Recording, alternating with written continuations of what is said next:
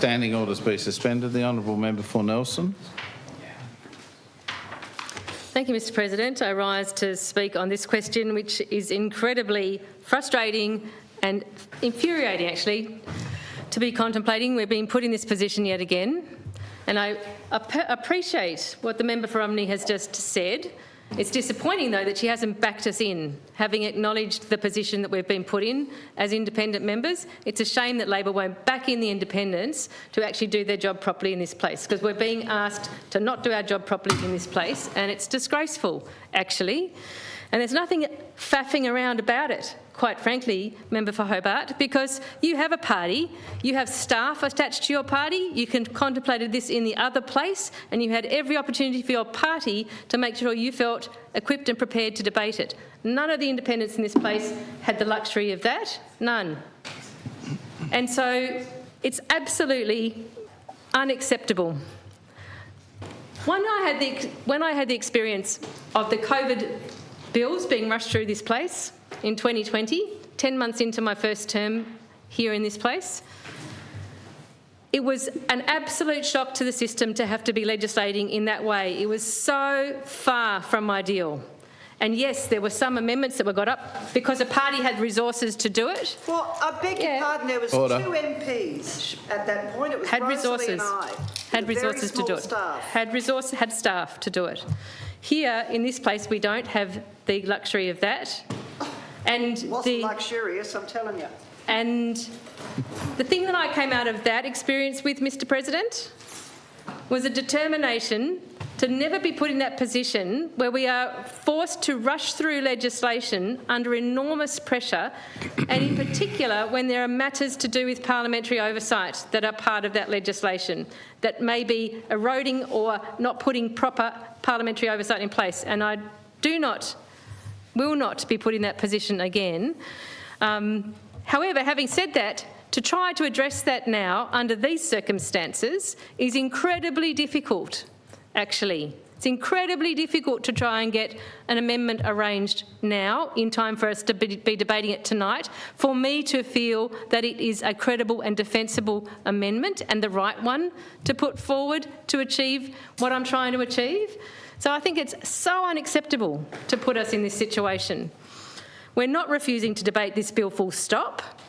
We've made it entirely clear that we do not expect it to wait till the April sitting of Parliament, the next scheduled sitting week. We would absolutely be prepared to come back here and be debating it on a recall of Parliament. It's simply a matter of a few days. It's to be responsible to ourselves. It's to be responsible to our electorates and our constituents and the state of Tasmania to do the job we're sent here to do. We're the House of Review. And those of us in this place trying to do that job should be given the courtesy and the respect to do it when it is such a small matter of a small delay. We're not going to fix the war in the Middle East by rushing this through tonight and not waiting a day or two to actually do our job properly. So what we did today was first hear about this in the Premier's ministerial statement in the other place this morning when a bill was to be introduced, but not an intended debate timeframe laid out. No, not at that time. When we asked, was it intended to be debated? We were informed not in either house today. That was what we were told. Clearly something changed. And then we heard in the briefing this evening that the Director of Energy did not ask for this bill, despite it being the Director issuing the information requests which have apparently been ignored by the petroleum companies and prompted the need for this bill. It wasn't urgent enough, obviously, for the Director to request it. So apparently it's so urgent on the one hand that we're going to cut corners here and prevent us from doing our job responsibly, but not so urgent that the responsible officer working for the last 2 weeks gauging the current fuel status on Ireland did not request the Parliament to act in this manner or the government to progress this bill.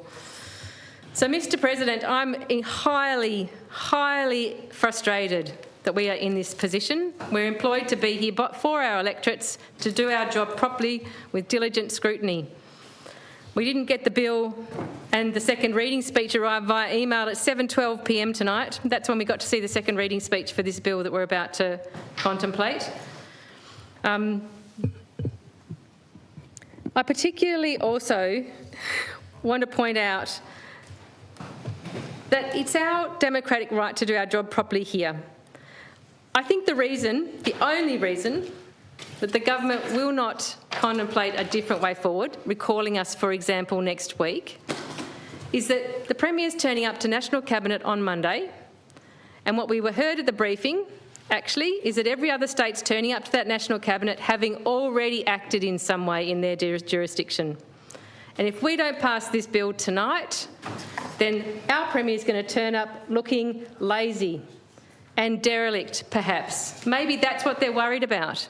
It looks like we've dragged our feet. That's ridiculous. Well, that's what we heard in the briefing, that the National Cabinet's Monday, and we did hear every other jurisdiction has actually taken some steps that they will be discussing at National Cabinet. So maybe it's about embarrassment on the part of the government and the Premier that they didn't act earlier this week and get this done properly. We've had 2 sitting weeks in a row. It's not like this wasn't known to be coming down the line. It's been being discussed across these past 2 sitting weeks. I just wonder whether the refusal to contemplate recalling Parliament and the Premier's refusal as a member for Murchison said to even come and tell us that to our face is about his embarrassment when he goes to National Cabinet on Monday. Shame on him if that's the case.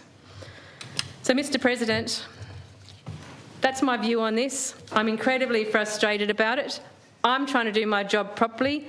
I want to consider an amendment to this bill on a matter that I think is an important principle, and it's going to be incredibly difficult. Certainly, I hope if I do have to bring that amendment tonight, contemplating the bill, I hope no one tries to challenge me on whether I've properly considered it, because I've certainly done my best on it. I'll be doing my best on it, but it's ridiculous to be legislating like this. Ridiculous to be legislating like this. Question is, the standing orders be